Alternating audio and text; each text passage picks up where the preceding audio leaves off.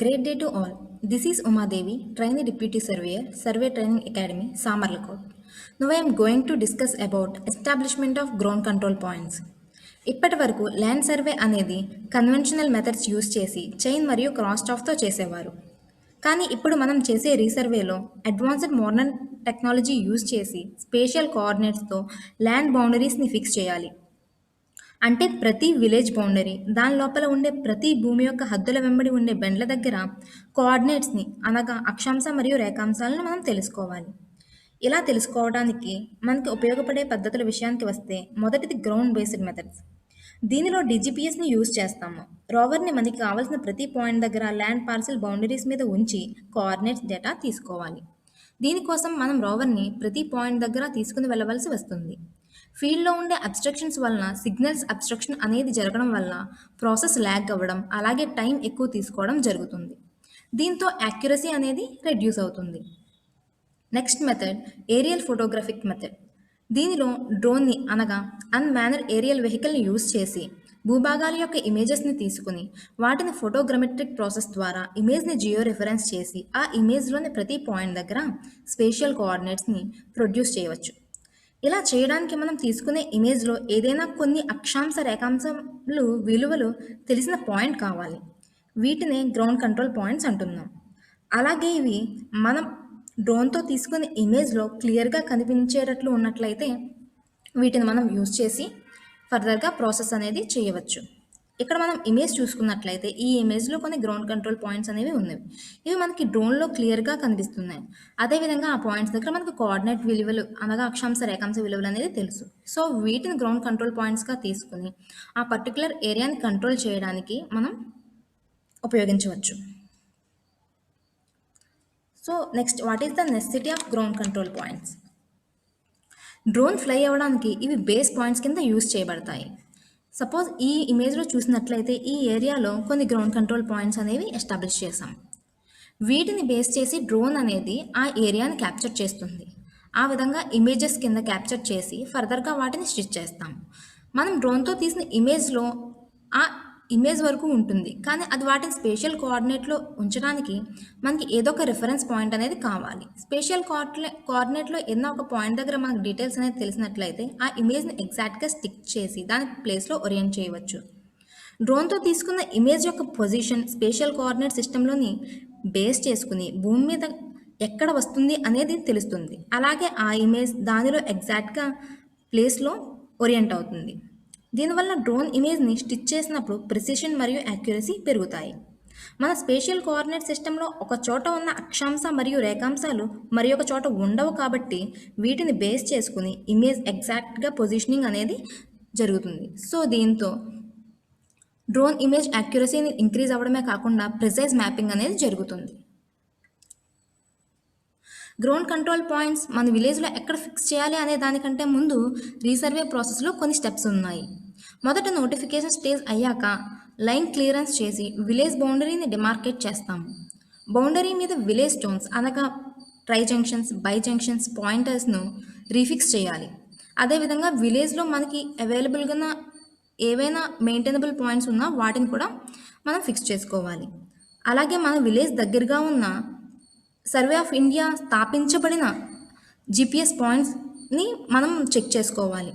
Survey of India వాళ్ళు కొన్ని GPS పాయింట్స్ని స్థాపించడం జరిగింది. అవి మనకి విలేజ్ పర్మిసెస్లో ఏమేమి ఉన్నాయి అనే డేటాను మనం కలెక్ట్ చేసుకోవాలి.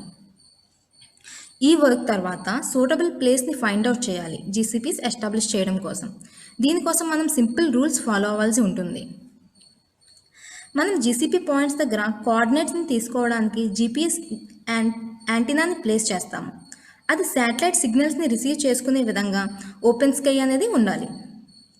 అదేవిధంగా సిగ్నల్ లాస్ మరియు మల్టీ పాతింగ్ ఆఫ్ సిగ్నల్స్ని అవాయిడ్ చేసే విధంగా అనగా ఏ విధమైన రిఫ్లెక్టింగ్ ఆబ్జెక్ట్స్ కానీ water bodies, trees, mountains, tall buildings అనేవి ఉండకూడదు.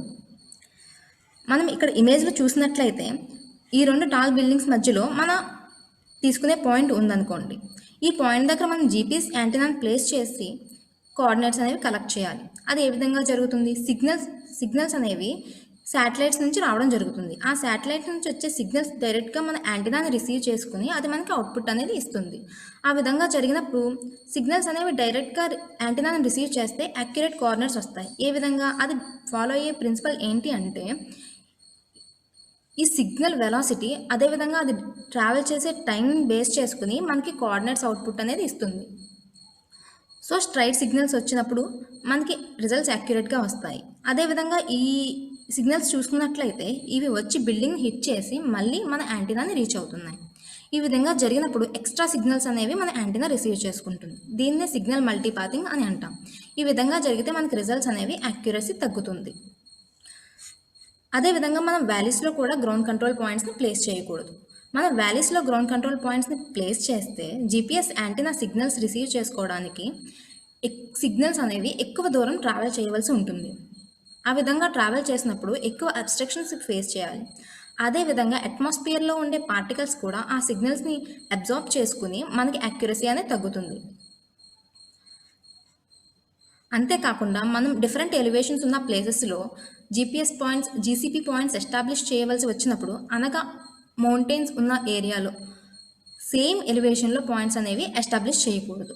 ఈ ఇమేజ్లో చూసిన విధంగా డిఫరెంట్ ఎలివేషన్స్లో పాయింట్స్ అనేది ఎస్టాబ్లిష్ చేసుకుంటే ఆ ఏరియాని ఎగ్జాక్ట్గా ఓరియంట్ చేయడానికి, ఎగ్జాక్ట్గా పొజిషనింగ్ చేయడానికి మనకి యూజ్ అవుతాయి. అదేవిధంగా పార్కింగ్ ప్లేసెస్లో, బిల్డింగ్ కార్నర్స్లో జీసీపీ పాయింట్స్ అనేవి ఎస్టాబ్లిష్ చేయకూడదు.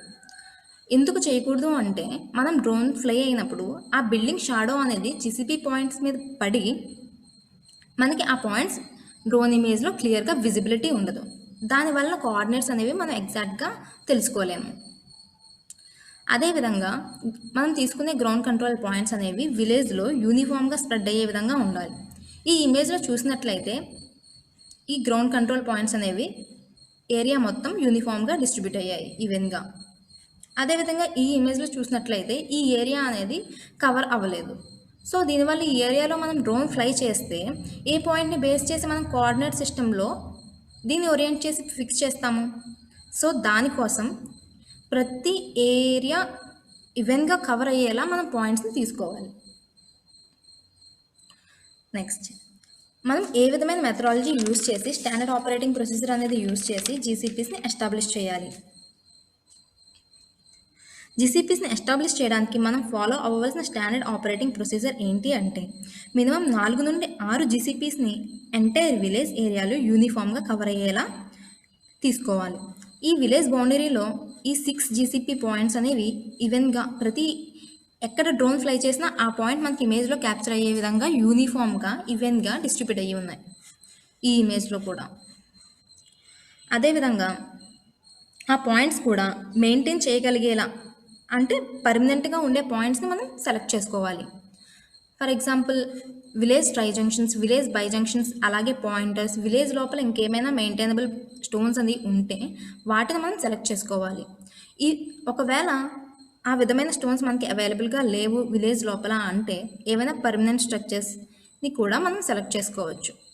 పర్మనెంట్ స్ట్రక్చర్స్ అనగా culverts, RCC structures, pump sheds, అలాగే రాక్ మార్క్స్ కూడా మనం తీసుకోవచ్చు. అదేవిధంగా మనం డ్రోన్ని ఫ్లై చేసి ఇమేజెస్ని క్యాప్చర్ చేసినప్పుడు ఆ పాయింట్స్ అనేవి ఇమేజ్లో క్లియర్గా కనిపించే విధంగా టార్గెట్ అనేది పెద్ద సైజులో ఉండేలా మనం మార్క్ చేసుకోవాలి. అంతేకాకుండా వాటికి పెయింట్ అనేది హై కాంట్రాస్ట్ కలర్స్ యూజ్ చేసి చేయాలి. వైట్ కానీ బ్లాక్ కానీ యూజ్ చేయొచ్చు. వైట్ని మనం ప్రిఫర్ చేస్తున్నాం ప్రజెంట్. అదేవిధంగా మనం సెలెక్ట్ చేసుకున్న జీసీపీ పాయింట్కి ఒక ఆక్సిలరీ పాయింట్ అనేది ఉండాలి. ఎందుకు అంటే మనం జీసీపీని ఒక ఇంటర్ విజిబిలిటీ ఉన్న ఫర్దర్గా ఇంకొక ఆక్సిలరీ పాయింట్తో ఫిక్స్ చేయడం వల్ల ఆ 2 పాయింట్స్ దగ్గర మనం కోఆర్డినేట్స్ తీసుకుంటాం. దాన్ని మనం ఫర్దర్గా యూజ్ చేయడానికి వాటిని అలా తీసుకుంటాం. మనకి ఫర్దర్గా డీజీపీఎస్ కానీ కార్స్ కానీ అవైలబుల్గా ఉండకపోవచ్చు. ఆ కేసులో మనం ఈటీఎస్ని యూజ్ చేసి సర్వే చేయవలసి ఉంటుంది. ఈటీఎస్తో ఒక నెట్వర్క్ని ఎస్టాబ్లిష్ చేసిన నెట్వర్క్ని ఫర్దర్గా ఎక్స్టెండ్ చేయాలి అంటే మనకి మినిమం 2 నోన్ పాయింట్స్ అనేది కావాలి. సో ఒకటి OCC and back side. So దానికోసం మనకి 2 నోన్ పాయింట్స్ ఉండాలి కాబట్టి జీసీపీతో పాటు ఒక ఆక్సిలరీ పాయింట్ని ఎస్టాబ్లిష్ చేసుకుంటాం. నెక్స్ట్ మనకి గ్రౌండ్ కంట్రోల్ పాయింట్ దగ్గర కోఆర్డినేట్స్ అనేవి కలెక్ట్ చేయాలి. ఇలా కలెక్ట్ చేయడానికి మనకి ఉపయోగించవలసిన methods PPK method and RTK method. PPK మెథడ్నే మనం స్టాటిక్ మెథడ్ అని కూడా అంటాము. ఇది post processing kinematic method. And RTK అంటే real time kinematic method. PPK method ఎప్పుడు యూస్ చేస్తాము అంటే మనకి survey of India GPS points అవైలబుల్గా ఉన్నప్పుడు మనం ఈ మెథడ్ని యూస్ చేస్తాము. Survey of India GPS points అనేవి ఈ విధంగా ఉంటాయి. మనకి స్టేట్ మొత్తం మీద ప్రతి డిస్ట్రిక్ట్లో ఎన్నెన్ని జీపీఎస్ పాయింట్స్ అవైలబుల్గా ఉన్నవి అనే లిస్ట్ అనేది ఇక్కడ ఇవ్వడం జరిగింది. మన ఎంటైర్ ఆంధ్రప్రదేశ్లో 183 జీపీఎస్ పాయింట్స్ అనేవి మనకి అవైలబుల్గా ఉన్నవి. నెక్స్ట్ మనం జీపీఎస్తో పొజిషనింగ్ చేస్తున్నప్పుడు అది ఒక మ్యాథమెటికల్ ప్రిన్సిపల్ని యూజ్ చేసి వర్క్ అవుతుంది. దాన్నే ట్రైలాటరేషన్ అని అంటాము. ఈ ట్రైలాటరేషన్ అనే మ్యాథమెటికల్ ప్రిన్సిపల్ని యూజ్ చేసి ఈ జీపీఎస్ అనేది మనకి పాయింట్ పొజిషన్ అనేది ఇస్తుంది. మనం ఈ ఇమేజ్లో చూసినట్లయితే P1 అనేది మనం లొకేట్ చేయాల్సిన గ్రౌండ్ కంట్రోల్ పాయింట్. దీని కోఆర్డినేట్స్ ఎలా వస్తాయి అంటే ఇక్కడ మనం రిసీవర్ని ప్లేస్ చేసినప్పుడు జీపీఎస్ యాంటీనాని ప్లేస్ చేసినప్పుడు ఈ 3 శాటిలైట్స్ అవైలబుల్ ఉన్నాయి. ఈ 3 శాటిలైట్స్ అనేవి వాటి సిగ్నల్ పరిధిని మన పాయింట్ వరకు ఎక్స్టెండ్ చేస్తాయి. ఆ సిగ్నల్స్ వాటి పరిధి ఎక్కడైతే కట్ అవుతుందో అదే మన పాయింట్ అవుతుంది అప్పుడు. సో దాన్ని ఈ 3 కోఆర్డినేట్ అయ్యి యాక్యురేట్గా మన కోఆర్డినేట్స్ అనేవి ఇవ్వడం జరుగుతుంది.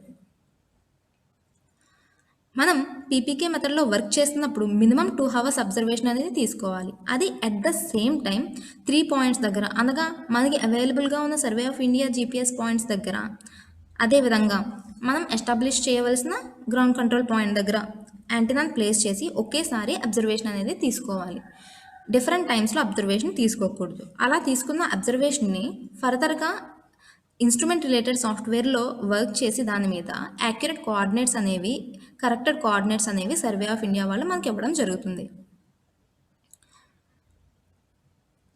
నెక్స్ట్ వచ్చేసి ఈ ఫిగర్లో చూసినట్లయితే ఈ 2 రిఫరెన్స్ పాయింట్స్ అంటే survey of India GPS points అనుకుంటే మనకు కావాల్సిన థర్డ్ పాయింట్ని వీటిని బేస్ చేసుకుని ఎస్టాబ్లిష్ చేసుకుంటాం. ఒకవేళ survey of India GPS points అనేవి అవైలబుల్గా లేని కండిషన్లో మనం ఆర్టీకే మెథడ్ యూజ్ చేస్తాము. అంటే రియల్ టైమ్ కైనమాటిక్ మెథడ్. ఈ మెథడ్లో మినిమం 2 minutes ఆఫ్ అబ్జర్వేషన్ తీసుకుంటాం. ఆర్టీకే మెథడ్లో ఏదైనా పాయింట్ దగ్గర కోఆర్డినేట్స్ తెలిస్తే అక్కడ బేస్ ఫిక్స్ చేసుకుని ఇంటర్ కనెక్టివిటీ ద్వారా మనం పాయింట్ దగ్గర రోవర్తో కోఆర్డినేట్స్ అనేవి మినిమం 2 minutes అబ్జర్వేషన్ ఉంచి తీసుకుంటాం. అనగా విలేజ్లో కానీ సరౌండింగ్స్లో కానీ ఏదైనా ఒక జీసీపీ అవైలబుల్గా ఉంటే యాక్యురేట్ కోఆర్డినేట్స్తో దాన్ని బేస్ చేసుకుని మనం మిగిలినవి ఎస్టాబ్లిష్ చేసుకోవడానికి ఇది యూజ్ అవుతుంది. ఈ విధంగా మనం కలెక్ట్ చేసిన కోఆర్డినేట్స్ని ఎక్సెల్లో కేఎంఎల్ ఫైల్లో పెట్టుకుని వాటిని ఫర్దర్గా డ్రోన్ ఫ్లయింగ్కి కానీ అలాగే ఇమేజ్ జియో రెఫరెన్స్కి కానీ యూజ్ చేసుకోవచ్చు. So this is all about what is ground control point, what are the uses, how to locate the ground control point and అక్కడ కోఆర్డినేట్స్ ఎలా తీసుకోవాలి అనేది. So thank you all.